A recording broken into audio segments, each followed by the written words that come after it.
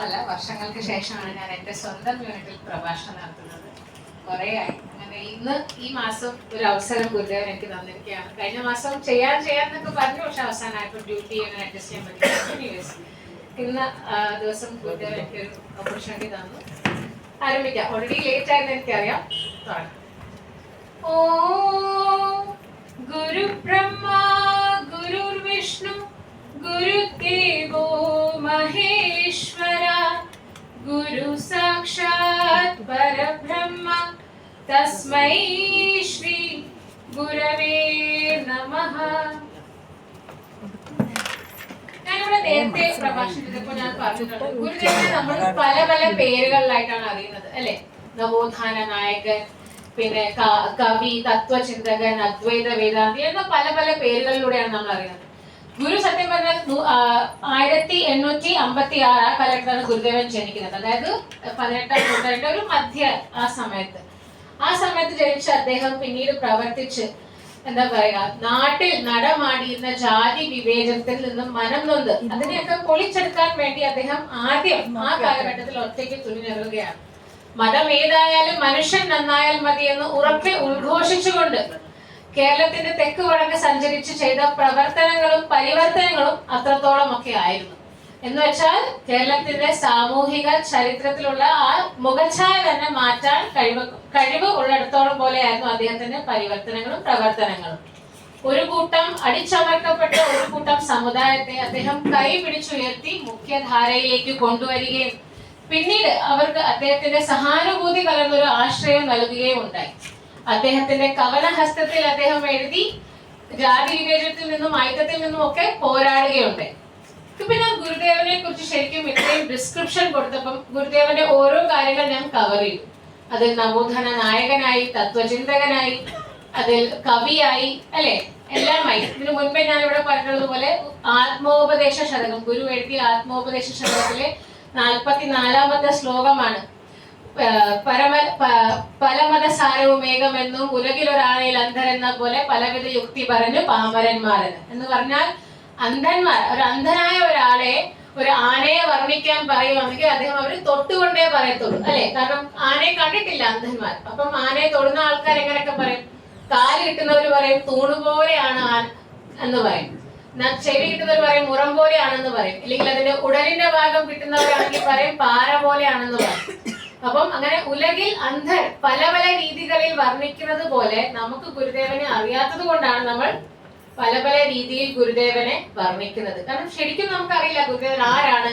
അതുകൊണ്ട് തന്നെ ഗുരുദേവന്റെ ജീവിത ചരിത്രം പറഞ്ഞാലേ മാത്രമേ ഗുരുദേവൻ എഴുതിയ കൃതികൾ മനസ്സിലാക്കാൻ പറ്റൂ എന്നാണ് ഞാൻ വിശ്വസിക്കുന്നത്. നമ്മൾ ഗുരുദേവന്റെ കൃതികൾ പഠിക്കുന്നു, ഗുരുദേവന്റെ ആ കൃതികളുടെ ഓരോരോ വാക്കും അതിന്റെ എന്താ പറയുക അർത്ഥവ്യാഖ്യാനങ്ങളിലൊക്കെ പോകാറുണ്ട്. പക്ഷേ ഗുരുദേവൻ എഴുതിയ ഓരോരോ കൃതികൾക്കും ആ സമയത്തുണ്ടായ സാഹചര്യവും ഒക്കെ മനസ്സിലാക്കണമെങ്കിൽ ഗുരുദേവന്റെ ജീവിത ചരിത്രം കൂടി മനസ്സിലാക്കിയെങ്കിൽ മാത്രമേ ഗുരുദേവൻ ആ കാലഘട്ടത്തിൽ എന്തിനാണ് ഇത് എഴുതിയത്, അല്ലെങ്കിൽ എന്തിനാണ് ഇത് എഴുതിയതെന്ന് നമുക്ക് മനസ്സിലാവാൻ പറ്റും. അപ്പൊ നമുക്ക് ആദ്യം ഗുരുദേവന്റെ ചരിത്രം തന്നെ തുടങ്ങാം. ഗുരുദേവൻ ജനിക്കുന്ന ആ കാലഘട്ടം മനസ്സിലാക്കേണ്ടത് വളരെ ഇമ്പോർട്ടന്റ് ആണ്. ഗുരുദേവൻ ജനിക്കുന്നത് 1856 എന്ന് പറഞ്ഞ ആ കാലഘട്ടമാണ്. ആ കാലഘട്ടം എന്ന് പറയുമ്പോൾ തിരുവിതാംകൂറിൽ മനുസ്മൃതിയും ശങ്കര സ്മൃതിയും ജാതി വിവേചനത്തിൽ ഏറ്റവും കൂടുതൽ അവർക്ക് ഇമ്പോർട്ടൻസ് കൊടുത്തിരുന്നു. അവർ ഹൈറാർക്കി ഫോളോ ചെയ്തിരുന്നു. അതിൽ ആ ഹൈറാർക്കി ഫോളോ ചെയ്തിരുന്ന 2 വളരെ ഇമ്പോർട്ടന്റ് ആയിട്ടുള്ള കാര്യങ്ങളായിരുന്നു ഐത്തവും പിന്നെ ഊഴിയം വേല എന്നും പറഞ്ഞത്. ഐത്തം എന്ന് പറഞ്ഞാൽ അതിന്റെ ശരിക്കുമുള്ള അർത്ഥം വൃത്തിയില്ലായ്മ അല്ലെങ്കിൽ തൊട്ട് തീണ്ടായ്മ എന്നതാണ്. പക്ഷെങ്കിൽ അത് അവര് ഒരു കൂട്ടം സമൂഹത്തിൽ അടിച്ചമർത്തപ്പെട്ട ആൾക്കാർക്ക് അത് എന്താ പറയുക, അത് പ്രായോഗികമാക്കാൻ തുടങ്ങി കഴിഞ്ഞു. എന്ന് വെച്ചാൽ ഒരു ഹൈറാർക്കി ഫോളോ ചെയ്യാൻ തുടങ്ങി. ഇതിൽ ഏറ്റവും മുകളിലുള്ള കാസ്റ്റിലുള്ളവർക്ക് താഴെയുള്ള ആൾക്കാർക്ക് ഐത്തം കൽപ്പിക്കാൻ തുടങ്ങി. ഇതിൽ നടുക്കുള്ള ഒരാൾക്കാരാണെങ്കിൽ അവർ ഒരേ സമയം വേട്ടക്കാരനുമാണ് എന്നാൽ വിക്ടിമുമാണ്. അവര് മുകളിലുള്ള ആൾക്കാർക്ക് അവർ ഐത്തം കൽപ്പിക്കുന്നു, പിന്നെ അവരിൽ നിന്നും താഴെയുള്ള ആൾക്കാർക്ക് അവർ വേട്ടക്കാരനാണ്.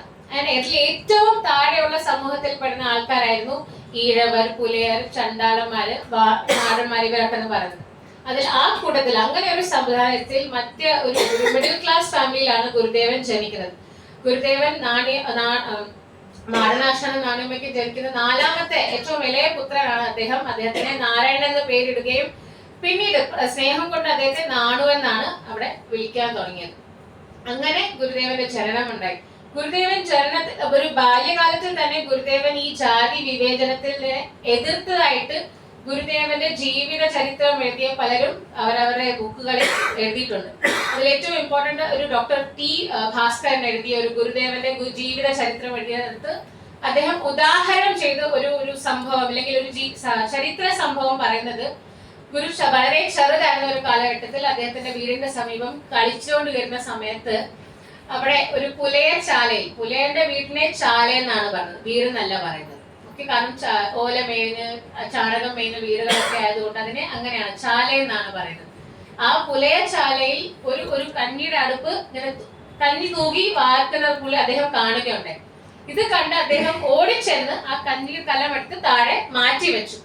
ഇത് പക്ഷെ നാട്ടുകാർ കുറെ പേര് കാണുന്നുണ്ടായിരുന്നു. കാരണം ഇതിൽ പല പല അയിത്തം സംഭവിച്ച കാര്യങ്ങളുണ്ടായി. കാരണം ആദ്യമായി ഗുരുദേവൻ ഒരു പുലയന്റെ വീട്ടിൽ കയറി, പിന്നെ അവിടെ കയറിയത് മാത്രം പോരാ, അവർ കഴിക്കുന്ന ഭക്ഷണം തൊട്ടു, അത് ഉണ്ടാക്കുന്ന പാത്രം തൊട്ടു, അങ്ങനെ പല പല കുറ്റങ്ങളായിരുന്നു. ഇത് കണ്ടുകൊണ്ടിരുന്ന നാട്ടുകാർ ഇത് ഗുരുദേവന്റെ അച്ഛനോടും അമ്മാവനോടും പറയുകയുണ്ടായി. അച്ഛനും അമ്മാവനും എന്ന് പറഞ്ഞാൽ അത്യാവശ്യം ഒരു വിദ്യാഭ്യാസമുള്ള ആളുകളാണ് എങ്കിൽ പോലും ഇത് അവരോട് പറഞ്ഞ് പരാമർശിക്കുകയും വിമർശിക്കുകയുണ്ട്, നിങ്ങളുടെ മകൻ ഇങ്ങനെ ചെയ്തു എന്ന്. ഇതൊക്കെ അറിഞ്ഞ് ഗുരുവിന്റെ അച്ഛൻ ഗുരുവിനെ സമീപത്തെ വിളിച്ച് ചോദിക്കുകയുണ്ടായി, എന്തിനാണ് ഇങ്ങനെ ചെയ്തത് എന്ന് ചോദിച്ചപ്പോൾ ഗുരു വളരെ ലാഘവത്തോടെ സിമ്പിൾ ലോജിക്കിൽ പറഞ്ഞു, അങ്ങനെ ചെയ്തില്ലായിരുന്നെങ്കിൽ ഒരു കുടുംബം പട്ടിണി ആയിപ്പോയെന്ന് സിമ്പിൾ ആയിട്ട് പറഞ്ഞു. കാരണം അദ്ദേഹത്തിന്റെ ചിന്താഗതിയിൽ ജാതീയതയേക്കാൾ ഏറ്റവും കൂടുതൽ നിന്നത് മാനവികതയായതുകൊണ്ടാണ് ഗുരുദേവൻ അങ്ങനെ ഒരു സിമ്പിൾ ലോജിക്കൽ, വളരെ സിമ്പിൾ ആണ്, അതിൽ അയിത്തമില്ല, ജാതീയതയില്ല, ഒന്നുമില്ല, മാനുഷിക പരിഗണന മാത്രമേ ഉള്ളൂ. അങ്ങനെ അത് കണ്ടിട്ടാണ് ഗുരുദേവൻ അദ്ദേഹം പറഞ്ഞത്, ഇത് ഞാൻ ചെയ്തില്ലായിരുന്നെങ്കിൽ ഒരു കുടുംബം പട്ടിണിയായി പോയേനെ എന്ന് പറയുകയുണ്ട്. ഇതാണ് ഗുരുദേവന്റെ ഈ ജീവിത ചരിത്രത്തിൽ ഈ ഒരു ഉദാഹരണം കൊടുത്ത് ഡോക്ടർ ടി ഭാസ്കരൻ ഗുരുദേവ ചരിത്രത്തിൽ മെൻഷൻ ചെയ്തിരിക്കുന്നത്. അതേപോലെ തന്നെ ഗുരുദേവൻ കുറച്ച് സ്കൂളിൽ പോകാൻ തുടങ്ങി. ഗുരുദേവന്റെ പഠന വിദ്യാഭ്യാസമൊക്കെ നെല്ലൂർ കുടിപ്പള്ളിക്കൂടം എന്ന് പറഞ്ഞത് ഗുരുദേവന്റെ ആദ്യത്തെ ആശാൻ എന്ന് പറയുന്നത് ഗുരുദേവന്റെ അച്ഛൻ തന്നെയായിരുന്നു. കുറച്ച് പഠനമൊക്കെ അദ്ദേഹത്തിന്റെ അച്ഛൻ തന്നെയാണ് വിദ്യാഭ്യാസം നടത്തിയിരുന്നത്. പിന്നീടാണ് അദ്ദേഹം നെല്ലൂർ കുടിപ്പള്ളിക്കൂടത്തിൽ പോയി വിദ്യാഭ്യാസം നേടുകയും പിന്നീട് കണ്ണങ്കര വീട്ടിൽ നിന്നുമാണ് അദ്ദേഹം സംസ്കൃതത്തിന്റെ ബാലപാഠങ്ങൾ പഠിക്കുകയൊക്കെ ചെയ്തത്. പിന്നീട് ഉപരിപഠനത്തിനായി ആ കാലഘട്ടത്തിൽ ഏറ്റവും ഫേമസ് ആയിരുന്ന ഒരു വീടാണ് കുമ്മൻപിള്ളി രാമൻപിള്ള ആശാൻ എന്ന് പറഞ്ഞ അദ്ദേഹത്തിന്റെ വീട്ടിലേക്ക് അദ്ദേഹം എത്തുന്നത്. അവിടെ എത്തുമ്പോൾ തന്നെ കണ്ണങ്കര വീട്ടിൽ നിന്നും തന്നെ അദ്ദേഹത്തിന് കുമ്മൻപിള്ളി രാമൻപിള്ള ആശാന് ഗുരുവിനെ കുറിച്ച് നല്ലൊരു മതിപ്പ് ഓൾറെഡി ഉണ്ടായിരുന്നു. ഇതേപോലെ പഠിക്കാൻ നല്ല കുട്ടിയാണ് എന്നൊക്കെ രീതിയിലുള്ള ഒരു മതിപ്പ് ഓൾറെഡി അവിടെ നിന്ന് കിട്ടിയിട്ടുണ്ടായിരുന്നു. അങ്ങനെ പക്ഷേ ഈ കുമ്മൻപിള്ള രാമൻപിള്ള ആശാന്റെ ആ കുടിപ്പള്ളിക്കൂടത്തിൽ ഒരു പ്രത്യേകത ഉണ്ടായിരുന്നു. അവിടെ ജാതിക്കനുസരിച്ചായിരുന്നു ഇരിപ്പിടം ഒരുക്കിയിരുന്നത്. അപ്പൊ ഏറ്റവും ഉയർന്ന ജാതിയിലുള്ളവർ ഏറ്റവും ഫ്രണ്ടിൽ പലകയിൽ ഇരിക്കും, പിന്നെ ഒരു മധ്യജാതിയിലുള്ളവരൊക്കെ ആണെങ്കിൽ പനമ്പായിൽ ഇരിക്കും, ഏറ്റവും താഴ്ന്ന ജാതിയിലെ ആൾക്കാരാണെങ്കിൽ ഏറ്റവും പുറകെ ഓല മേഞ്ഞിട്ടുണ്ട്, അതിനകത്താണ് ഇരിക്കുന്നത്. അങ്ങനെ ആദ്യമായി ഗുരു ഈ ക്ലാസ്സിൽ വന്നപ്പോൾ, ഈ കുടിപ്പള്ളിക്കൂടത്തിൽ വന്നപ്പോൾ ഗുരു ആദ്യം ചെന്ന് കയറിയിരുന്നത് ആ പലകയിലായിരുന്നു. കാരണം ആരെങ്കിലും പിള്ളേരൊക്കെ നല്ല സ്ഥാനത്തിലല്ലേ ഇഷ്ടപ്പെടുന്നത്, ആ ഓല വണ്ടിയിലൊന്നും ആരും പോയി ഇരിക്കാറില്ല. അങ്ങനെ ഗുരു ആദ്യം പോയിരുന്നത് ആ പലകയിലായിരുന്നു. ഇത് കണ്ട് വന്നുകൊണ്ടിരുന്ന ഒരു കൂട്ടം വലിയ സവർണ മേധാവിത്വമുള്ള കുട്ടികളൊക്കെ പറഞ്ഞു, ഇവിടുന്ന് മാറി നിൽക്കണം, അല്ലെങ്കിൽ മാറി ഇരിക്കണമെന്ന് ഗുരുവിനോട് പറയുകയുണ്ടായി. ഇത് കേട്ട് ഗുരു ഒന്നും എതിർക്കാനോ ഒന്നും നിന്നില്ല. ഇത് കേട്ട് അദ്ദേഹം വളരെ സ്വാഭാവികമായി പോയി അങ്ങ് ആ ഓല മേടഞ്ഞതാണ് നിന്റെ സ്ഥലം എന്ന് അവർ പറഞ്ഞു കൊടുത്തതുകൊണ്ട് അവിടെ പോയി ഇരിക്കുകയുണ്ട്. അവിടെ ഇരുന്നതിന് ശേഷം ഗുരു ഈ കുട്ടികളോട് ഒരു ചോദ്യം ചോദിച്ചു. ഇനി ഞാൻ ശ്വാസം എവിടെ നിന്ന് എടുക്കണമെന്ന് കൂടി ചോദിച്ചു, അല്ലേ? ഇരിക്കാൻ കൂടി നിങ്ങൾ പറഞ്ഞു തരുവാണെങ്കിൽ ഇനി ശ്വാസം കൂടി ഏത് സ്ഥലത്ത് നിൽക്കണം കൂടി നിങ്ങൾ പറഞ്ഞു തരണം. ഇനി അതിനും കൂടി എന്തെങ്കിലും നിങ്ങൾക്ക് ജാതി വ്യവസ്ഥതയോ അല്ലെങ്കിൽ വ്യത്യാസമുണ്ടെങ്കിൽ നിങ്ങൾക്ക് വേറെ പർട്ടിക്കുലർ സൈഡിൽ നിന്നാണ് നിങ്ങൾക്ക് ശ്വാസം കിട്ടുന്നതോ, അല്ലെങ്കിൽ എനിക്ക് വേറെ പർട്ടിക്കുലർ സൈഡിൽ നിന്നാണ് ശ്വാസം കിട്ടുന്നത്, അങ്ങനെ ഉണ്ടെങ്കിൽ അതും കൂടി അതിന് ഞാൻ തയ്യാറാണെന്ന രീതിയിലുള്ളതായിരുന്നു അദ്ദേഹത്തിന്റെ മറുപടി. ഇനി നാം ശ്വാസം എവിടെ നിന്നും എടുക്കണമെന്ന് അദ്ദേഹം ചോദിക്കുകയുണ്ടായി. ഇത് കേട്ട് ഈ കുട്ടികൾ ചെന്ന് രാമൻപിള്ള ആശാനോട് പറയുകയുണ്ടായി, ഇതേപോലെ തർക്കുത്തരം പറയുന്നു എന്ന രീതിയിൽ കുട്ടികൾ പോയി കംപ്ലൈന്റ് പറഞ്ഞു ഗുരുവിനെ കുറിച്ച്. അപ്പം ഗുരുവിനെ കുറിച്ച് ഓൾറെഡി മതിപ്പുണ്ടായിരുന്ന രാമൻപിള്ള ആശാൻ പറഞ്ഞു, നിങ്ങൾ അവനെ നിയന്ത്രിക്കാൻ പോകണ്ട, ഞാൻ അവനെ നിയന്ത്രിച്ചോളാം.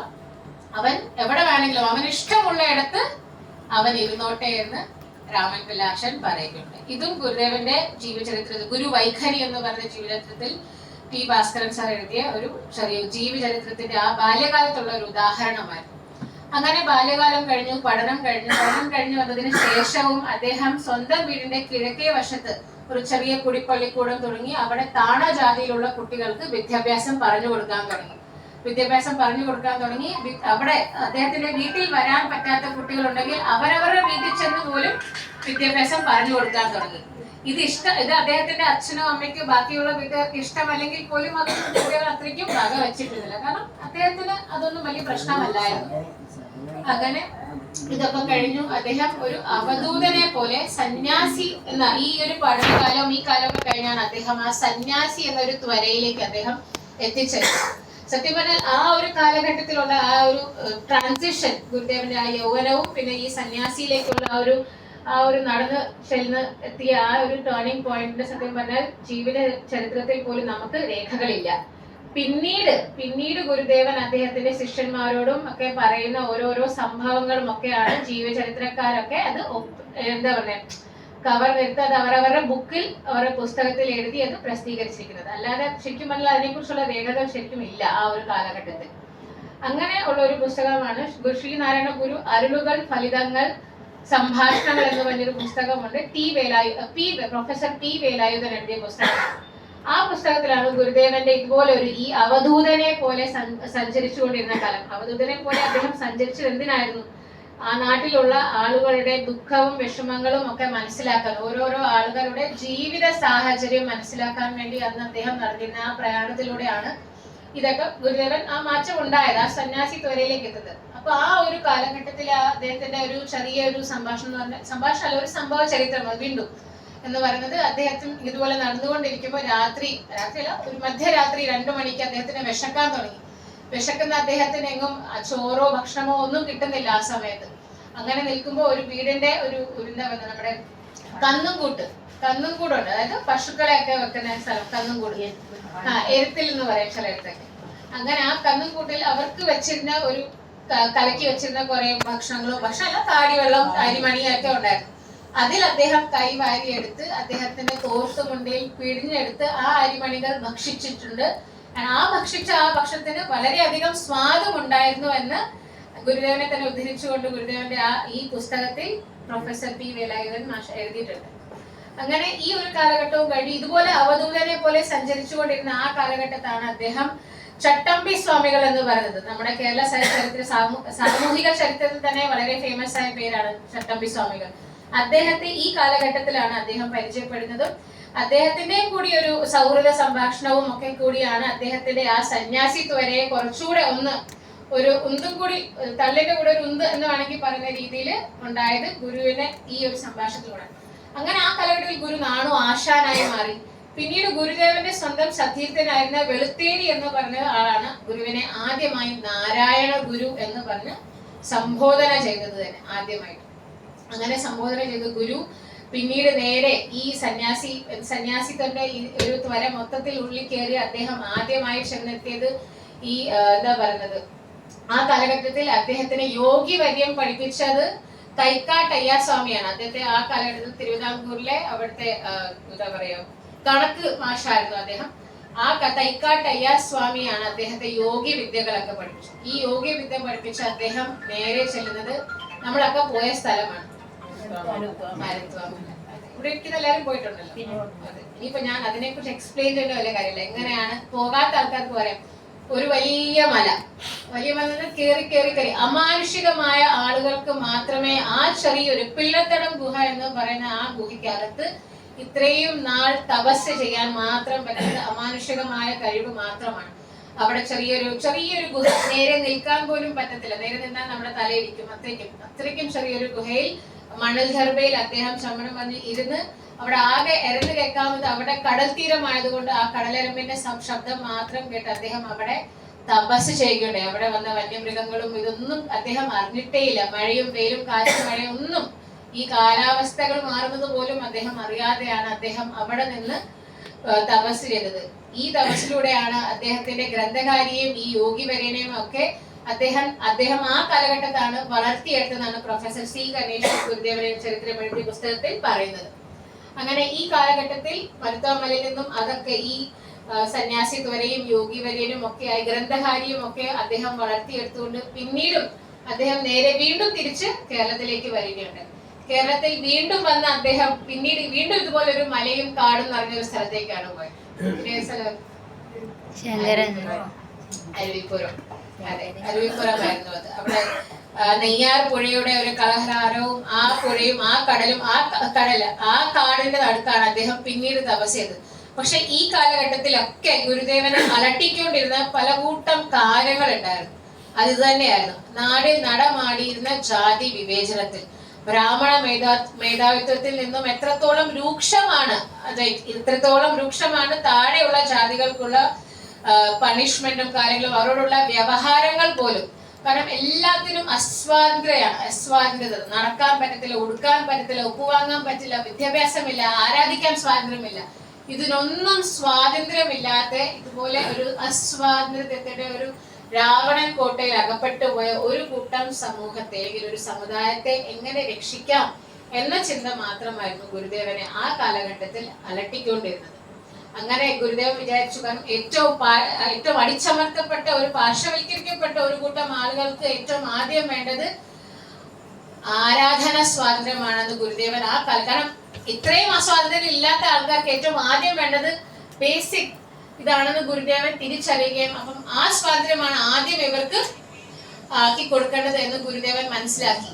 അങ്ങനെ അതിനുശേഷമാണ് ഗുരു ഈ ഒരു കാലഘട്ടത്തിൽ തന്നെ വളരെ അതിനോട് ചേർന്ന് തന്നെയാണ് ഗുരുദേവൻ ഫേമസ് ആയിട്ടുള്ള ഒരാളെ കണ്ടുമുട്ടിയത്. നിങ്ങൾക്കറിയാം, നിങ്ങൾ ഗുരുവിനെ അറിയാനെന്ന് പറഞ്ഞ പഠനത്തിൽ നിങ്ങൾ പഠിച്ചതാണ്. വേലായുധൻ ആങ്കോട്ട് അമ്പലത്തിൽ പോയിരുന്ന വേലായുധൻ തീയർ, പുലിവാതിക്കൽ വേലായുധൻ പുലിവാതിക്കൽ വേലായുധൻ എന്ന് പറയുന്ന തീയർ, അദ്ദേഹം ഒരു അമ്പലത്തിലെ പോറ്റിയാണ്, എങ്കിൽ പോലും താണജാതിക്കാരനാണ്. അങ്ങനെ അദ്ദേഹത്തെ ഗുരുദേവൻ കണ്ടുമുട്ടുകയും ഗുരുദേവൻ വളരെ ആദർശമായി, ചില പുസ്തകങ്ങൾ പറയുന്നത് അദ്ദേഹം ഗുരുവിന്റെ ഒരു അകന്ന ബന്ധുവായിരുന്നു എന്നാണ്, ചില പുസ്തകം പറയുന്നത് ഔപചാരികമായി കണ്ടുമുട്ടിയതെന്ന് പറയുന്നത് ശരിക്കും അറിയില്ല. അങ്ങനെ അദ്ദേഹത്തെ കണ്ടുമുട്ടുകയും അദ്ദേഹത്തെ കാണാൻ ചെല്ലുമ്പോൾ അദ്ദേഹം ശരിക്കും പറഞ്ഞാൽ ഈ ആങ്ങോട്ട് ക്ഷേത്രം, ഈ പതിവായി പോകുന്ന ആങ്ങോട്ട് ക്ഷേത്രത്തിലേക്ക് പോകാൻ ഇറങ്ങുമായിരുന്നു. അപ്പം ഗുരു സ്വാഭാവികമായി അദ്ദേഹത്തോട് ചോദിച്ചു, നാം കൂടി വന്നോട്ടെ എന്ന് ചോദിച്ചപ്പോൾ അദ്ദേഹം ശരി എന്താ ആയിക്കോട്ടെ എന്ന് പറഞ്ഞു. അങ്ങനെ അവർ രണ്ടുപേരും ഈ ആങ്ങോട്ട് ക്ഷേത്രത്തിൽ പോവുകയുണ്ട്. ഈ ആങ്ങോട്ട് ക്ഷേത്രത്തിൽ പോകുമ്പോഴത്തേക്കിനും മഴ പെയ്യുന്നുണ്ടായിരുന്നു. അങ്ങനെ ഈ അമ്പലത്തിന്റെ പുറത്ത് ഒരു തീണ്ടാപ്പാട് അകലെ ഒരു കല്ല് നാട്ടി വെച്ചിട്ടുണ്ട്. ആ കല്ലിനപ്പുറം മാത്രമേ ഈ അയിത്തമുള്ളവർക്ക് നിൽക്കാൻ പറ്റൂ. എത്ര വലിയ പോറ്റിയാണെങ്കിലും അയിത്തമുള്ള താണജാതിക്കാരൻ തീയരായ ആ പോറ്റി ആ കല്ലിന് പുറകിലാണുള്ളത്. ആ കല്ലിന് പുറകെ ഈ പെയ്യുന്ന മഴയത്ത് ഏന്തി വലിച്ചു നിന്ന് ആ ദീപാരാധന തൊഴുകയും ഒക്കെ കഴിഞ്ഞ് എല്ലാ ശേഷം അവിടെ അമ്പലത്തിന്റെ അകത്തൂന്ന് വന്ന പോറ്റി കുറച്ച് കളഭവും പ്രസാദവും ഒക്കെ ഇങ്ങനെ വലിച്ചു വാരി എറിയുന്നത് ഈ പോറ്റി തീയരായ നമ്മുടെ വേലായുധൻ പോറ്റി അദ്ദേഹത്തിന് തോർത്തുമുണ്ട് നിവർത്തി ഇങ്ങനെ വാരി ആ പ്രസാദം ഇങ്ങനെ ക്യാച്ച് ചെയ്ത് പിടിക്കുന്ന ഈ മേടൊക്കെ കണ്ട് ഗുരുദേവൻ കണ്ടു നിൽക്കുകയായിരുന്നു. ഇതെല്ലാം കഴിഞ്ഞ് ഇതിന് തിരിച്ച് അങ്ങോട്ടിരുന്ന ദക്ഷിണ പൈസ അദ്ദേഹം സ്വീകരിക്കുന്നുണ്ട്, അതിനൊരു കുഴപ്പമില്ല. പക്ഷെ പ്രസാദം എറിഞ്ഞു കൊടുക്കുകയായിരുന്നു. ഈ മേടൊക്കെ കണ്ടു നിന്ന് ഗുരുദേവൻ മടക്ക വഴിയിൽ ചോദിക്കുകയുണ്ടായി, ഇതിനൊക്കെ നമുക്ക് ആവശ്യമുണ്ടോ, നമുക്കൊരു ക്ഷേത്രം വേണ്ടേ എന്ന് ചോദിച്ച ഈ ഒരു ക്വസ്റ്റ്യനിലൂടെയാണ് അപ്പം ഗുരുദേവനോട് അദ്ദേഹം വേലായുധൻ പോറ്റി പറഞ്ഞു, ശരിയാ ഗുരു, നമുക്ക് വേണമെങ്കിൽ എത്രയോ രക്ഷയായനെ എന്ന് നമുക്കെന്ന് അദ്ദേഹം പറയുന്നുണ്ട്. ഈ ഒരു സംഭാഷണത്തിന് ശേഷമാണ് അരുവിപ്പുരം പ്രതിഷ്ഠ നടക്കുന്നത് എന്നാണ് പ്രൊഫസർ കെ ദാമോദരൻ എന്ന് പറയുന്ന അദ്ദേഹത്തിന്റെ പുസ്തകത്തിൽ പറയുന്നത്.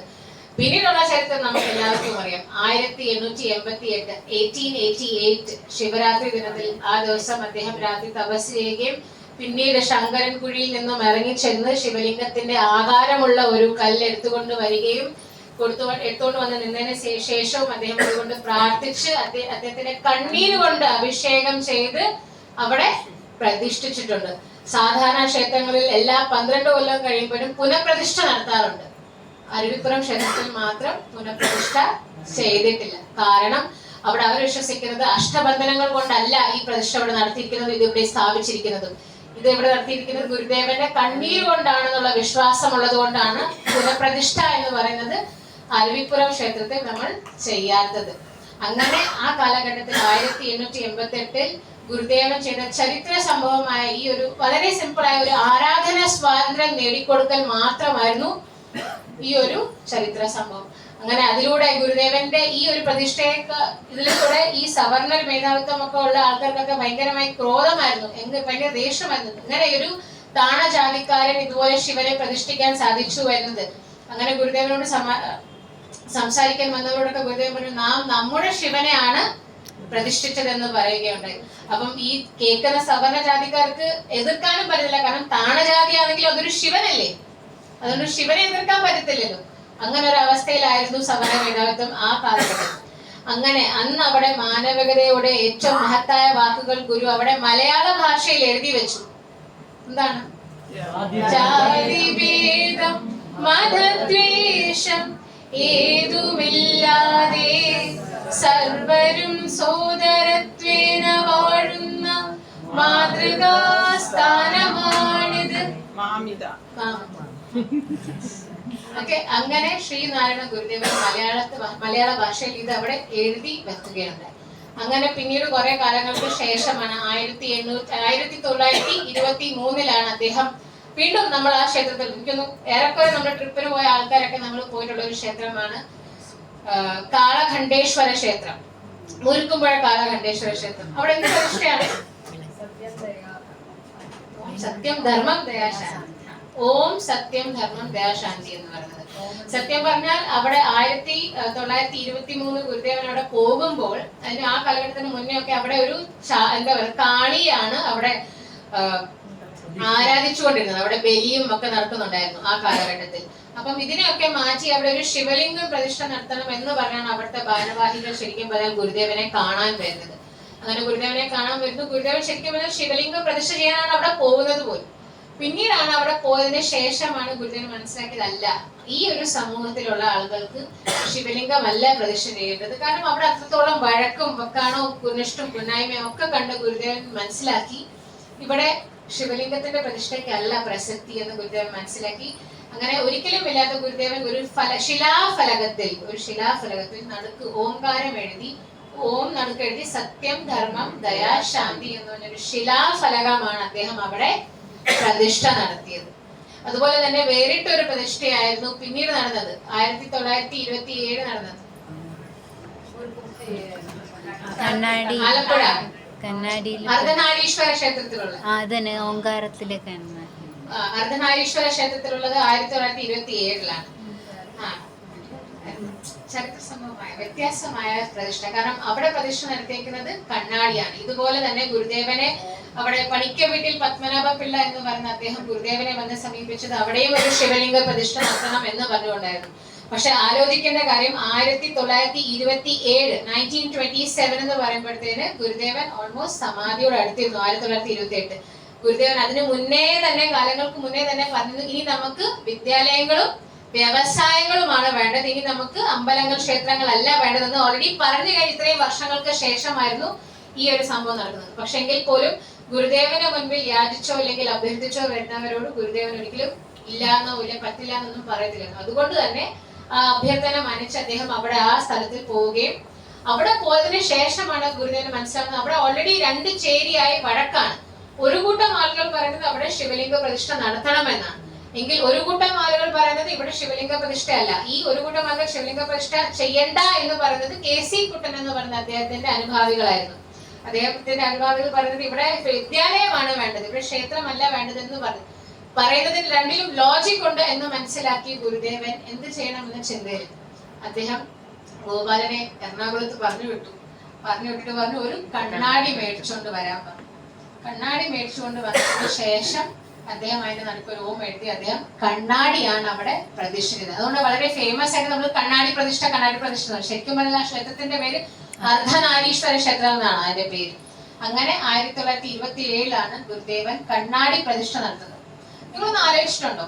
ലൈക്ക് ഗുരുദേവൻ ഒരു സ്ക്രിപ്റ്റ് പോലാണ് ഗുരുദേവന്റെ പ്രതിഷ്ഠ. ഗുരുദേവന്റെ പ്രതിഷ്ഠകളൊക്കെ നടത്തിയിരിക്കുന്നത്. കാരണം ഗുരുദേവൻ, നിങ്ങളൊന്ന് ആലോചിച്ച് നോക്കി, ഗുരുദേവൻ ആദ്യം തന്നെ 1888 തന്നെ എന്തുകൊണ്ട് കണ്ണാടി പ്രതിഷ്ഠിച്ചില്ല? ഇല്ലെങ്കിൽ എന്തുകൊണ്ട് ഒരു ശിലാഫലകത്തിൽ വെറും ഓം സത്യം ധർമ്മം ദയ എന്ന് പ്രതിഷ്ഠിച്ചില്ല? ഇല്ലെങ്കിൽ വേറെ അമ്പലങ്ങളിൽ വെറും വിളക്ക് എന്തുകൊണ്ട് വെച്ചില്ല?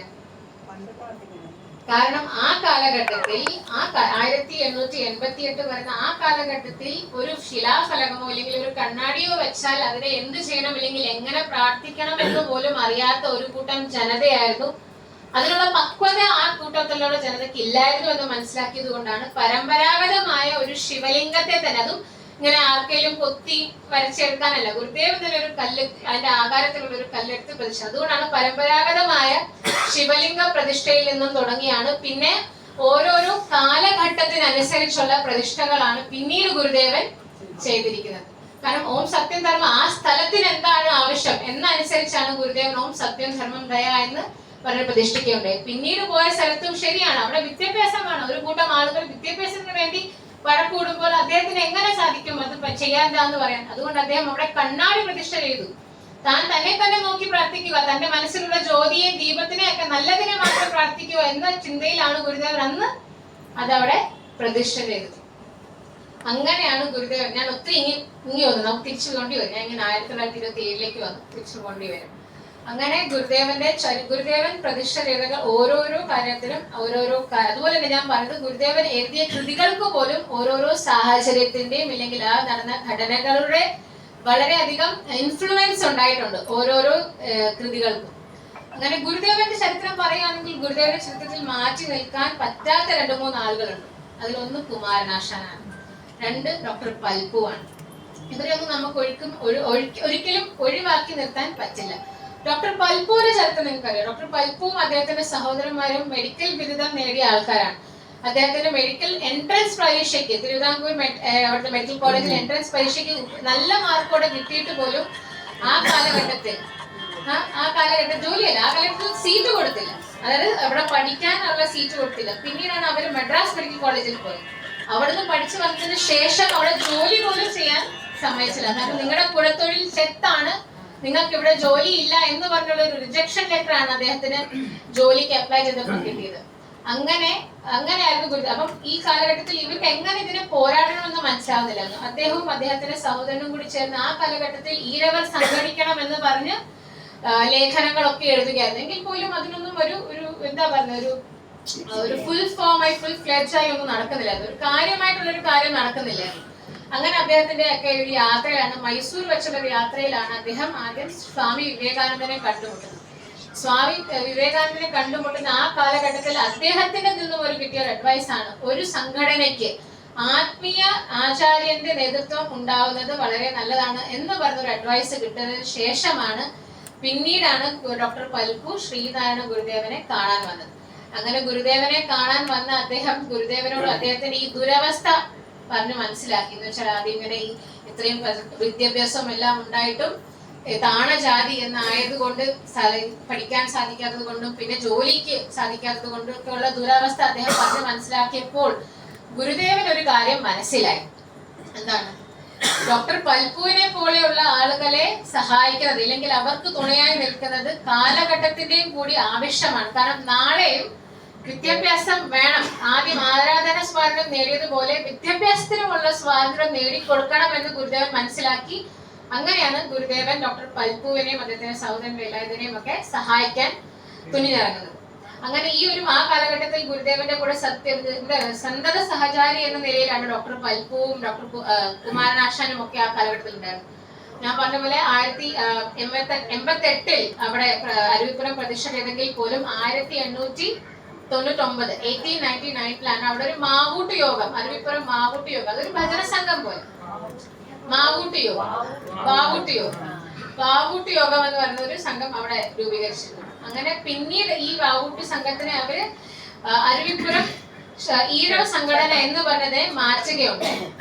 പിന്നീട് 1903 മെയ് 15 ഇന്ത്യൻ കമ്പനീസ് ആക്ട് പ്രകാരം അതിനെ അരുവിപ്പുറം ശ്രീനാരായണ ധർമ്മ പരിപാലന യോഗം എന്ന് പറഞ്ഞ് രജിസ്റ്റർ ചെയ്യുന്നത് എന്നാണ് SNDP യോഗത്തിന്റെ ചരിത്രത്തിൽ കിടക്കുന്നത്. അങ്ങനെ മെയ് 1903 മെയ് 15 അരുവിപ്പുറം ശ്രീനാരായണ ധർമ്മ പരിപാലന യോഗം എന്ന് പറഞ്ഞ സംഘടന ഉണ്ടാകും. പക്ഷെ നിങ്ങൾ അപ്പോഴെങ്കിലും ആലോചിച്ചിട്ടുണ്ടോ, ജാതി വേണ്ട, ജാതിഭേദം മതദ്വേഷം പറഞ്ഞുകൊണ്ടിരിക്കുന്ന ഗുരുദേവന്റെ പേരിൽ ഒരു ജാതി സംഘടന അറിയിച്ചിട്ടുണ്ടോ? അല്ലെ? അതിന്റെ ഒരു അനൗചിത്യം നിങ്ങൾക്ക് മനസ്സിലാക്കിയിട്ടുണ്ടോ? അത് മനസ്സിലാക്കിയ ആൾക്കാർ ആ കാലഘട്ടത്തിൽ ഉണ്ടായിരുന്നു. ഡോക്ടർ പൽപ്പും കുമാരനാശനും ശരിക്കും അതിന്റെ ആ ഒരു അനൗചിത്യം മനസ്സിലാക്കിയിട്ടുണ്ട്. അതുകൊണ്ടാണ് അതിനെ ഈഴവർ എന്നൊരു പേരോ അങ്ങനെ കൊടുക്കാനത്. അവരെന്ത് മനസ്സിലാക്കി? അവർ പറഞ്ഞു ഇതിന് ശരിക്കുമുള്ള പേര് ശ്രീനാരായണ ധർമ്മ പരിപാലനം എന്ന് കൊടുത്തത് അതുകൊണ്ടാണ്. കാരണം ഗുരുദേവന്റെ തത്വങ്ങളെയും ചിന്തകളുടെയും ഒക്കെ സത്യയെ കാതലാക്കിക്കൊണ്ടാണ് അതിനെ ശ്രീനാരായണ ധർമ്മ പരിപാലന യോഗം എന്ന് പറഞ്ഞ പേര് കൊടുത്തത്. ഇല്ലെങ്കിൽ അവർക്ക് ശ്രീനാരായണ ഈഴവ യോഗം എന്നോ അങ്ങനെ എന്തെങ്കിലും പേര് കൊടുത്താൽ പോരായിരുന്നു, അല്ലേ? അത് മനസ്സിലാക്കിക്കൊണ്ടാണ് അവരന്ന് ശ്രീനാരായണ ധർമ്മ പരിപാലന യോഗം എന്ന് പറഞ്ഞ് അതിന് പേര് കൊടുത്തത്. ഇത് പറഞ്ഞതിന് ശേഷം ഗുരു സത്യം പറഞ്ഞാൽ അതിന് അന്ന് ഈ സ്ഥാപക നേതാവ് അധ്യക്ഷനും ഒക്കെ ഗുരുദേവൻ തന്നെയായിരുന്നു. സ്ഥാപിച്ചതിന് ശേഷം ഗുരു ഒരു 2-3 വാക്ക് അതിനെ കുറിച്ച് പറയുന്നുണ്ട്. ഈഴവർ എന്ന് പറയുന്നത് ഒരു ജാതിയെയോ അല്ലെങ്കിൽ ഒരു സംഘടനയോ സൂചിപ്പിക്കുന്നതല്ല. ഈഴവർ എന്ന് പറയുന്നത് ഒരു ജാതിയോ അല്ലെങ്കിൽ ഒരു സംഘടനയോ സൂചിപ്പിക്കുന്നതല്ല. അതിനാൽ ഇതിൽ ഈ യോഗത്തിൽ ജാതിമത ഭേദമന്യേ ആളുകളെ ചേർക്കാവുന്നതാണ്. ഇതിൽ ധാരാളം ആളുകൾ വന്ന് ചേരട്ടെ എന്ന് നാം ആശംസിച്ചു കൊള്ളുന്നു എന്നാണ് ഗുരുദേവൻ അന്ന് പറഞ്ഞത്. 1903 മെയ് 15 ഗുരുദേവൻ പറഞ്ഞ കാര്യമാണ്. ഇന്ന് 2026 നമ്മൾ നിൽക്കുമ്പോൾ ഇന്ന് SNMS ആയാലും ശരി, SNDP ആയാലും ശരി, നമ്മളാകെ ചോമാരെ മാത്രമേ വെരി ക്ലിയർ. ആ കാര്യത്തിൽ ഒരു വ്യത്യാസവും ഇല്ല. അതല്ലാതെ വേറൊരു ജാതിയിൽ ആൾക്കാർ ഉണ്ടെങ്കിൽ നമുക്ക് എന്തോ ഒരു അവരെങ്ങനെ നമ്മുടെ ഇവിടെ വന്നത്, അല്ലേ? തീർച്ചയായിട്ടും ചോദിക്കും നമ്മുടെ ഇവിടെ വന്നത്. ഇല്ലെങ്കിൽ നമ്മൾ ആ പേരിന്റെ അറ്റത്ത് ഒരു വാലുണ്ടോ ഇല്ലയോ ഇതൊക്കെ നമ്മൾ അന്വേഷിക്കാറുണ്ട്. ഇന്ന് സാധാരണ ഒരു മലയാളിയെ പരിചയപ്പെടുമ്പോൾ ഇതെല്ലാം അന്വേഷിക്കാറുണ്ട്. ഇന്ന അസോസിയേഷനിൽ പോകുന്ന ആളാണ്. ക്രിസ്ത്യാനികൾക്കാണെങ്കിൽ അവർ ചോദിക്കുക ഏത് ഇടവകയാണെന്ന് ചോദിക്കും. നമുക്ക് അങ്ങനെ ചോദിക്കാനും പറ്റത്തില്ല. ആലോചിക്കേണ്ട കാര്യമാണ്. 1903 പറഞ്ഞത് ഈഴവർ എന്ന് പറയുന്നത് ഒരു ജാതിയോ സംഘടനയോ അതിന്റെ പേരല്ല എന്ന് ഗുരുദേവൻ ക്ലിയർ ആയിട്ട് പറഞ്ഞ കാര്യമാണ്.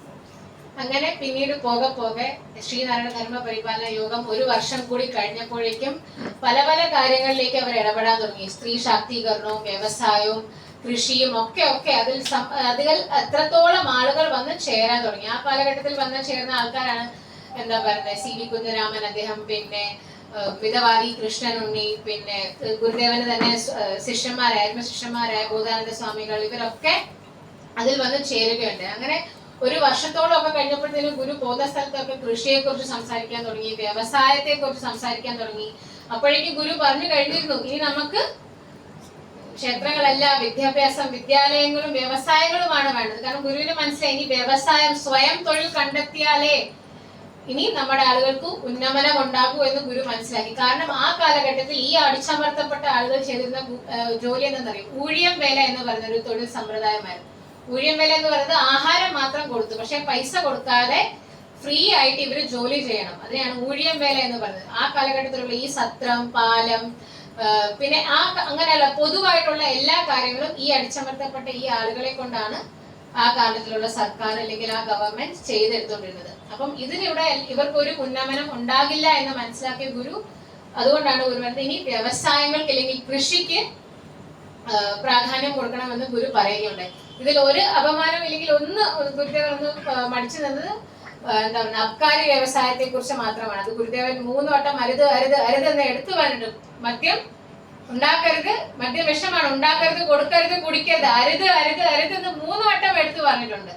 അപ്പം അതിനെ മാത്രമാണ് ഗുരുദേവൻ ഒന്ന് വ്യവസായത്തിൽ സപ്പോർട്ട് ചെയ്യാത്ത ഒരു കാര്യം. കാരണം അത് ഗുരുദേവൻ അറിയാം അത് മാനവികതയെ മോശ വഴിയിലേക്ക് കൊണ്ടുപോകുന്നതാണ് ലഹരി. അതുകൊണ്ടാണ് ഗുരുദേവൻ അതിനെ സപ്പോർട്ട് ചെയ്യുന്നത്. പക്ഷെ അതിനെ അതുപോലെ തന്നെ ഗുരുദേവൻ കൃഷി എവിടെ പോയാലും കൃഷിയെ കുറിച്ച് സംസാരിക്കും, ഇല്ലെങ്കിൽ കയർ ഉത്പാദിക്കുന്ന കാര്യത്തിനെ കുറിച്ചൊക്കെ, നെയ്ത്ത്, ഇതിനെ കുറിച്ചൊക്കെ എപ്പോഴും സംസാരിക്കുന്ന ആളായിരുന്നു ഗുരുദേവൻ.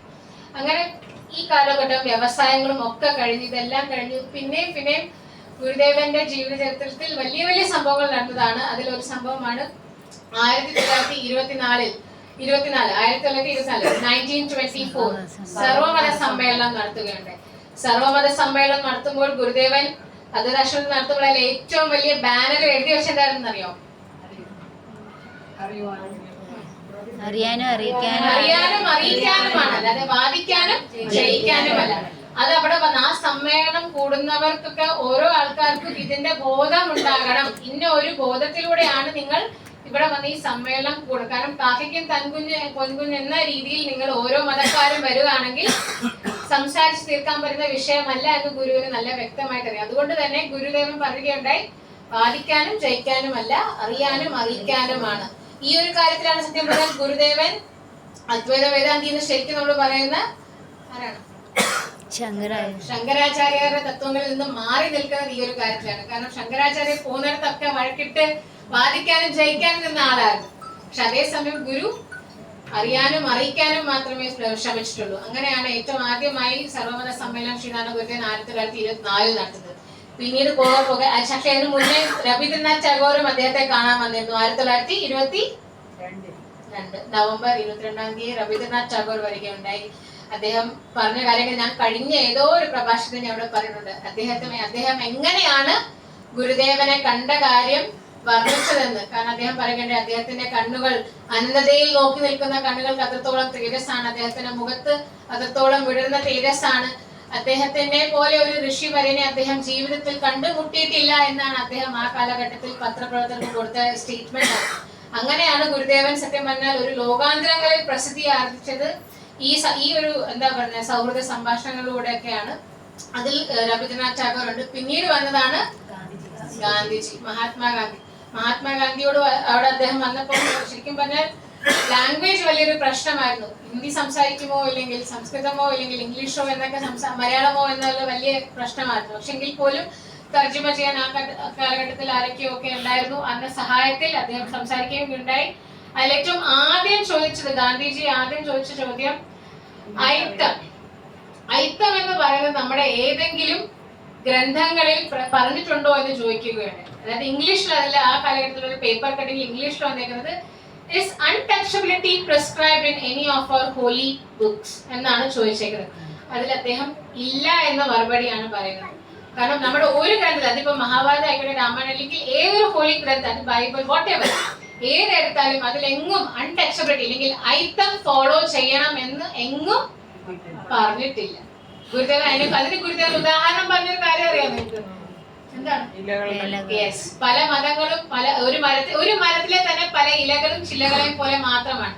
പക്ഷെ അതിനെയൊക്കെ പിഴിഞ്ഞെടുത്ത് അതിന്റെ സത്തയെ കാതലെടുത്താൽ എല്ലാം ഒന്ന് തന്നെയാണെന്ന് ഗുരുദേവൻ അതിന്റെ ഉദാഹരണം പറഞ്ഞു കൊടുക്കുകയുണ്ടായി. അങ്ങനെ ഇതുപോലത്തെ വലിയ വലിയ ആ കാലഘട്ടത്തിലുള്ള സാമൂഹിക ചരിത്രത്തിലുള്ള വലിയ ആൾക്കാരെ കണ്ടതിന് ശേഷമാണ് ഗുരുവിന് ലോകാന്തരങ്ങളിലൊക്കെ ഒരു പ്രസിദ്ധി ആർജിച്ചു എന്ന് വേണമെങ്കിൽ നമുക്ക് പറയാം. പക്ഷേ പോകെ 1916 ആയപ്പോഴത്തേക്കിന് ഗുരുവിന് ശ്രീനാരായണ ധർമ്മപരിപാലന യോഗത്തിൽ നിന്നും ഗുരുദേവൻ ഒന്ന് മനസ്സ് മടിച്ചിരുന്നു. ആ കാലഘട്ടം ആയപ്പോൾ തന്നെ ഗുരുദേവന് എന്തോ അവിടുത്തെ അദ്ദേഹത്തിന്റെ കാരണം ജാതിയെ ഒത്തിരി കൂടുതൽ സപ്പോർട്ട് ചെയ്യുകയും മാനവികതയെ മാറ്റി നിർത്തുകയാണ് ഈ ഒരു സംഘടനയുടെ പ്രവർത്തനം എന്ന് മനസ്സിലാക്കിയതാണ് ഗുരു. അതുകൊണ്ടാണ് ഗുരുദേവൻ മനസ്സാലെ മാറി ചിന്തിക്കാൻ തുടങ്ങിയത്. ഇത് ഞാൻ എന്തിനു വേണ്ടിയിട്ടാണോ ഈ സംഘടന തുടങ്ങിയത്, അതിൽ നിന്നും ഒന്ന് വ്യതിചലിച്ച് പ്രവർത്തിക്കാൻ തുടങ്ങിയിട്ടുണ്ടോ എന്നൊരു ശങ്കയിൽ നിന്നുമാണ് തുടങ്ങിയത്. പോകെ അത് ശരിക്കും ശങ്കയല്ലാതെ ശരിക്കും ആകാൻ തുടങ്ങിയെന്ന് ഗുരുദേവൻ മനസ്സിലാക്കിയപ്പോൾ ഗുരുദേവൻ സത്യം പറഞ്ഞാൽ ആ കാലഘട്ടത്തിലുള്ള പത്രം പ്രബുദ്ധ കേരളം എന്ന് പറയുന്ന ആ കാലഘട്ടത്തിൽ വരുന്ന പത്രത്തിൽ ഗുരുദേവൻ ലേഖനം എഴുതുകയുണ്ടായി. അദ്ദേഹം പറയുകയുണ്ടായി, നാം ഒരു ജാതിയിലും മതത്തിലും പെടുന്ന ആളല്ല, എങ്കിൽ പോലും നാം ഇന്ന പ്രത്യേക ജാതിയിൽ പെടുന്നതായി പറയുകയും അറിയുകയും പ്രവർത്തിച്ചു വരുന്നതും നാം അറിയുന്നുണ്ട്. അതിൽ ഹേതുവായി നിങ്ങൾക്ക് എന്തെങ്കിലും ബുദ്ധിമുട്ടുണ്ടെങ്കിൽ നാം ക്ഷമ അർജിക്കുന്നു എന്ന് പറഞ്ഞ അദ്ദേഹത്തിന്റെ ഒരു കത്ത്, അദ്ദേഹം പ്രബുദ്ധ കേരളം എന്ന് പറഞ്ഞ അദ്ദേഹത്തിന്റെ ആ ഒരു ലേഖനം അന്ന് 1916 അദ്ദേഹത്തിന്റെ ആ ഒരു ലേഖനം, ആ ഒരു പ്രസിദ്ധീകരണം പ്രബുദ്ധ കേരളത്തിൽ വരുന്നത്. പിന്നീട് പോകെ അദ്ദേഹം ഒരു കത്ത് വരെ ഡോക്ടർ പൽപ്പുവിന് എഴുതുന്നുണ്ട്. സംഘടനയ്ക്ക് ജാത്യാഭിമാനം കൂടിയത് കൊണ്ടും നമ്മുടെ അഭിപ്രായങ്ങൾക്കൊന്നും വിലയില്ലാത്തത് കൊണ്ടും പണ്ട് മനസ്സാലെ മാറി നിന്നതുപോലെ ഇപ്പോൾ കർമ്മത്തിലും വാക്കാലെയും നാം മാറി നിൽക്കുന്നു എന്ന് പറഞ്ഞ് അദ്ദേഹം ഡോക്ടർ പൽപ്പുവിന് കത്ത് വരെ എഴുതി കൊടുത്ത ഒരു അവസ്ഥ ഉണ്ടായിട്ടുണ്ട്. സത്യം പറഞ്ഞാൽ ചരിത്രകാരൻ എഴുതുന്നത് ഗുരുദേവൻ ഒരു സമാധിയോട് അടുത്തുകൊണ്ടിരുന്ന ആ കാലഘട്ടത്തിലായപ്പോൾ ഗുരുദേവൻ വളരെ ദുഃഖത്തിലായിരുന്നു. കാരണം ഗുരുദേവൻ എന്തിനാണോ ഈ സംഘടന ആരംഭിച്ചത് അതിന്റെ ഒരു ഫലം അദ്ദേഹത്തിന് കിട്ടുന്നില്ലായിരുന്നു. അങ്ങനെയാണ് ഗുരുദേവൻ ശരിക്കും പറഞ്ഞാൽ സമാധിക്ക് കുറച്ച് മുന്നേ ആണ് 1928 ശ്രീനാരായണ ധർമ്മസംഘം എന്ന് പറഞ്ഞ അദ്ദേഹം തുടങ്ങിയത്. ധർമ്മ പരിപാലനമല്ല, ശ്രീനാരായണ ധർമ്മസംഘം എന്ന് പറഞ്ഞ അദ്ദേഹം ഒരു പുതിയ യോഗം ആരംഭിക്കുകയുണ്ടായി. ആൻഡ് ഈ സംഘത്തിനാണ് ഗുരുദേവന്റെ സമാധിക്ക് ശേഷം ഗുരുദേവന്റെ ഉള്ള എല്ലാ സ്വത്തുവകളുടെ അവകാശമെല്ലാം ഇതിനാണ് എന്ന് ഗുരുദേവൻ എഴുതി കൊടുത്തിരുന്നു. പക്ഷെ ഇതൊക്കെ കേട്ട് SNDP ആ കാലഘട്ടത്തിൽ ഉണ്ടായിരുന്ന ആളുകൾ, CV കുഞ്ഞിരാമനും ഒക്കെ ഇതൊന്നും ഇഷ്ടപ്പെടാത്തത് കൊണ്ട് ഗുരുദേവന്റെ പേരിൽ എന്താ പറയാ കേസ് വരെ ഫയൽ ചെയ്യുകയുണ്ടായി. CV കുഞ്ഞിരാമനായിരുന്നു അദ്ദേഹമായിരുന്നു ഏറ്റവും മുമ്പേ ഇതിൽ നിന്നത്. അദ്ദേഹം പറഞ്ഞത് ഗുരുദേവന്റെ ബുദ്ധി ക്ഷയിക്കാൻ തുടങ്ങിയ കാലഘട്ടത്തിലാണ് ഈ വിൽപത്രം എഴുതിയിരിക്കുന്നത് എന്ന് പറഞ്ഞാണ് അദ്ദേഹത്തിന്റെ ആളുകളൊക്കെ വാദിക്കാൻ തുടങ്ങിയത്. അതുകൊണ്ട് തന്നെ ചരിത്രകാരന്റെ ഏറ്റവും ഒരു ഫേമസ് ആയിട്ട് ബുക്കാണ് KP അപ്പൻ എഴുതിയ ഒരു പുസ്തകമുണ്ട്, ചരിത്രത്തെ അഗാധമാക്കിയ ഗുരു എന്ന് പറഞ്ഞൊരു പുസ്തകമുണ്ട്. ആ പുസ്തകത്തിൽ ഒരു ചാപ്റ്റർ ഉണ്ട്, കുരിശ് ചുമന്ന ഗുരു എന്ന് പറയുന്നൊരു ചാപ്റ്റർ ഉണ്ട്. അതിൽ അദ്ദേഹം പറയുന്നത് ഒരു അവസാന കാലഘട്ടമായപ്പോൾ ശരിക്കും ജാതീയത വേണ്ട എന്ന് പറഞ്ഞ് നടന്നിരുന്ന ഗുരു അവസാനം ഈ ആളുകളുടെ ഒരു കുരിശ് ചുമന്ന് നടന്ന പോലെ ആയിപ്പോയി എന്ന് പറയുന്നുണ്ട്. ആ കാലഘട്ടത്തിലാണ് ഗുരു തന്നെ ഒരു ആത്മകഥം പോലെ ഒരു ലൈൻ പറയുകയുണ്ട്, നാം ഇലവ് കാത്ത് കിളിയെ പോലെ ആയിപ്പോയത്. ഇലവ് എന്താണെന്ന് അറിയുമോ? ഇലവ് എന്ത്? പഞ്ഞിമരമിലെ ആ കായ് പച്ചയായിരിക്കും, പിന്നെ അത് പഴുത്ത് കഴിയുമ്പോ പൊട്ടി അപ്പൂപ്പൻ താടിയായി പോയി അതങ്ങ് പോവായിരുന്നു. ആ കിളി വിചാരിക്കും ഇത് പഴുക്കുമ്പോ ഞാൻ കഴിക്കുമെന്ന് വിചാരിച്ച് സന്തോഷിച്ചിരിക്കും. പക്ഷെ ശരിക്കും പറഞ്ഞാൽ അത് പഴുത്ത് കഴിയുമ്പോ അത് കായെല്ലാം വിടുന്ന് പോയി ആ അപ്പൂപ്പൻ താടി പോലെ ആ പറന്നങ്ങ് പോകും. അതുകൊണ്ടാണ് ഗുരു പറയുന്നത് നാം ഇലവ് കാത്ത കിളിയെ പോലെ ആയിപ്പോയി എന്ന് ഗുരുദേവൻ ആത്മകഥം പോലെ പറയുകയുണ്ടായി. അങ്ങനെ പിന്നീട് ഗുരുദേവന്റെ സമാധിക്കൊക്കെ ശേഷവും ഈ കേസ് ഇരുന്നത് കൊണ്ട് പോലെ തന്നെ സത്യം പറഞ്ഞാൽ സമാധിക്ക് ശേഷം വലിയൊരു മഹോത്സവം നടത്തണം, ഫസ്റ്റ് ഡെത്ത് ആനിവേഴ്സറി അതുപോലെ നടത്തണം എന്നൊക്കെ വിചാരിച്ചിരുന്നത്. പക്ഷെ ഈ കേസും കാര്യങ്ങളൊക്കെ ആയതുകൊണ്ട് തന്നെ അന്നത് ക്യാൻസൽ ആക്കുകയും അത് ചെയ്യാതിരിക്കുകയും ചെയ്തിട്ടുണ്ട്. വീണ്ടും ഞാൻ സ്റ്റാർട്ടിങ് തൊട്ട് സമാധി വരെ ഓൾമോസ്റ്റ് പറഞ്ഞു. നമ്മൾ വീണ്ടും ചിന്തിക്കേണ്ട കാര്യം ഞാൻ ഒന്ന് രണ്ട് ചോദിച്ച പോലെ ഇന്ന് ഈ കാലഘട്ടത്തിൽ നമ്മൾ സാമൂഹിക മാധ്യമങ്ങളിൽ കാണുന്നത് പണ്ടെങ്ങും ഇല്ലാത്ത പോലെ ഒരു ജാതി വിവേചനം വീണ്ടും വന്നതുപോലെ തോന്നുന്നുണ്ടോ? ജാതി വിവേചനം മാത്രമല്ല, സാക്ഷരതയൊക്കെ ഉണ്ടെന്ന് പറഞ്ഞാൽ പോലും സാക്ഷരത ഇല്ലായ്മയുടെ പ്രവർത്തനങ്ങളാണ് കൂടുതൽ നമ്മുടെ ആളുകളിൽ കാണുന്നത്, അല്ലെ? നരബലിയൊക്കെ കൊടുക്കാൻ തുടങ്ങിയിട്ടുണ്ടോ? അല്ലേ? വീണ്ടും ചാത്തൻ സേവയിലേക്ക് പോകുന്ന ആൾക്കാരാണ് ഇപ്പൊ വീണ്ടും, അല്ലേ? വീണ്ടും ബ്ലാക്ക് മാജിക്, നരബലി, വീണ്ടും നമ്മൾ തിരിച്ചു പോവുകയാണോ?